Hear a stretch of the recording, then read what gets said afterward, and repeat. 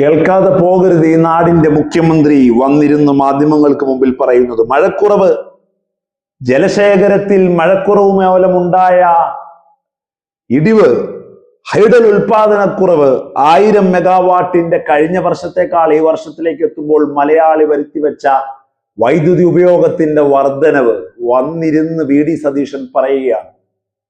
ഓരോ വർഷവും മലയാളിയുടെ ജീവിത സാഹചര്യങ്ങൾ മലയാളിയെ വൈദ്യുതി ഉപയോഗത്തിൽ കൂട്ടിയാണ് കൊണ്ടുവരുന്നത് എന്നുള്ളതിനൊരു സംശയമില്ല.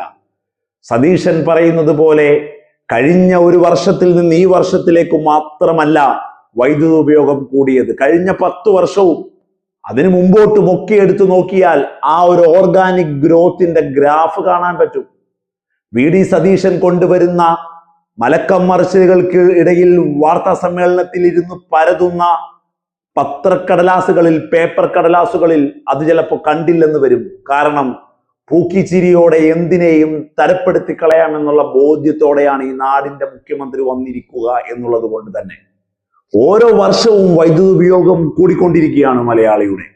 എന്നിട്ട് വന്നിട്ട് കഴിഞ്ഞ വർഷത്തെക്കാൾ വൈദ്യുതി ഉപയോഗം കൂടിയത് കൊണ്ടും മഴയില്ലാതായത് കൊണ്ടുമാണ് ഇവിടെ വൈദ്യുതി കട്ട് ഏർപ്പെടുത്തേണ്ടി വന്നത് എന്ന മുടന്ത ന്യായം ഒരു മുഖ്യമന്ത്രിയല്ലേ?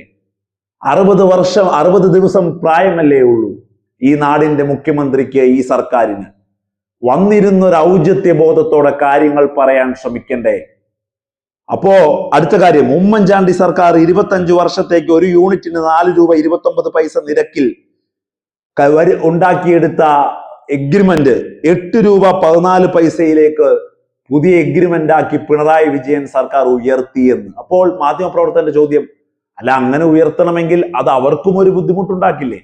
അവരുടെയും ഖജനാവിനെ അത് വലിയ രീതിയിൽ ബാധിക്കില്ലേ എന്ന്. അതിനൊരു ആൻസർ പോലും സതീശൻ പറയാതെ സ്ഥിരം മലക്കം മറിച്ചിലേക്ക് വരികയാണ് എന്നുള്ളതാണ്. അല്ല, അത് പിണറായി സർക്കാർ അങ്ങനെ വന്നെങ്കിലും അവർ വലിയ രീതിയിൽ വൈദ്യുതി പുറത്തു നിന്ന് വാങ്ങിച്ചു, അതിനെ വലിയ രീതിയിലുള്ള പ്രശ്നങ്ങളിലേക്ക് കൊണ്ടുപോയി എന്നൊക്കെ പറഞ്ഞ് CMA 10 വർഷം ഈ നാടിൽ മെഴുകുതിരി കത്തിക്കേണ്ടി വന്നിട്ടില്ലല്ലോ.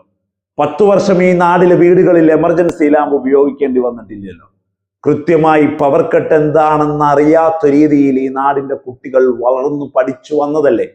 കേറി 60-ാം ദിവസം മലയാളിയുടെ ജീവിത ശൈലിയിലേക്ക് പവർ കട്ട് ഒരു സ്വാഭാവിക രീതിയാക്കി നിങ്ങൾ കുത്തിവെച്ച് നടപ്പിലാക്കി മുമ്പോട്ട് പോകുമ്പോൾ കഴിഞ്ഞ വർഷത്തെക്കാൾ മഴ കുറഞ്ഞെന്ന് പറയുമ്പോൾ കേരളം കണ്ടുപിടിച്ചതിന് ശേഷം ആദ്യമായി മഴ കുറഞ്ഞ് ആദ്യമായി ഉൽപാദനം വലിയ രീതിയിൽ വർദ്ധിച്ച ഒരു വർഷമായി ഇതിനെ നിങ്ങൾ എസ്കലേറ്റ് ചെയ്ത് കാണിക്കുമ്പോഴാണ് വൈദ്യുതി മന്ത്രിയായിരുന്ന സണ്ണി ജോസഫും ഗതാഗത മന്ത്രിയായ CP ജോണും ഒക്കെ മാധ്യമങ്ങൾക്ക് മുമ്പിൽ വന്നിരുന്ന് നെഗറ്റിവിറ്റി സ്പ്രെഡ് ചെയ്യുന്ന, പോസിറ്റീവ് മൈൻഡ് ഇല്ലാത്ത മന്ത്രിമാരുടെ കൂട്ടത്തിൽ അവരുടെ തലവനായി തന്നെ നിങ്ങളെയും ഞങ്ങൾ പ്രതിഷ്ഠിച്ചു പോകുന്നത് എന്നുള്ളതാണ്.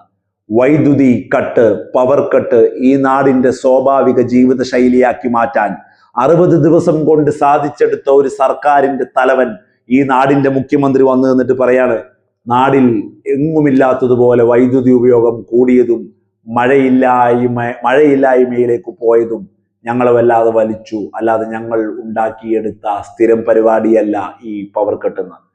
ലജ്ജാകരം എന്നല്ലാതെ ഒന്നും ഈ വിഷയത്തെക്കുറിച്ച് പറയാനില്ല.